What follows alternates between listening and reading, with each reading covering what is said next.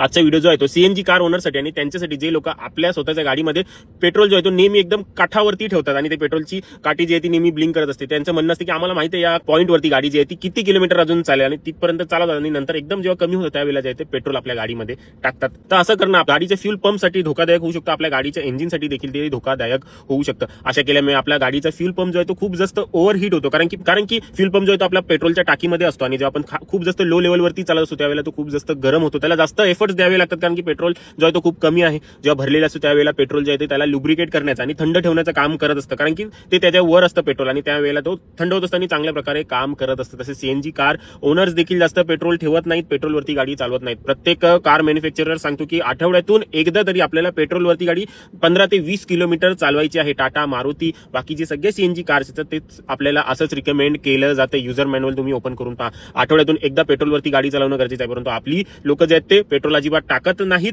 एकदम काठावरती पेट्रोल असतं आणि त्याच्यामुळे रिस्क होऊ शकतं. आपल्या इंजिन जो आहे तो जास्त ड्राय होऊ शकतो आणि नंतर कालांतराने तो पेट्रोलवरती जेव्हा आपण टाकू तेव्हा मिसफायर करेल. इंजेक्टर जे ते योग्य प्रकारे वर्क करणार नाही, इंजेक्टर खराब होतील. त्यामुळे मध्ये मध्ये जे आहे ते आपल्याला पेट्रोलवरती गाडी चालवणं आणि पेट्रोल जो आहे तो कमीत कमी अर्ध्या टाकीपेक्षा अर्धा म्हणजे पाव पेट्रोल ठेवणं गरजेचं आहे. समजा की तुमची टाकी 50 लिटरची आहे तर अशा वेळेला निदान 15-20 लिटर तरी पेट्रोल ठेवणं गरजेचंच आहे. इमर्जन्सीला देखील कामी येऊ शकतो. सीएनजी वाल्यांसाठी सीएनजी संपली तर अशा वेळेला पेट्रोलवरती देखील तुम्ही गाडी घेऊन जाऊ शकता. पेट्रोल भरलेलं ठेवणं खूप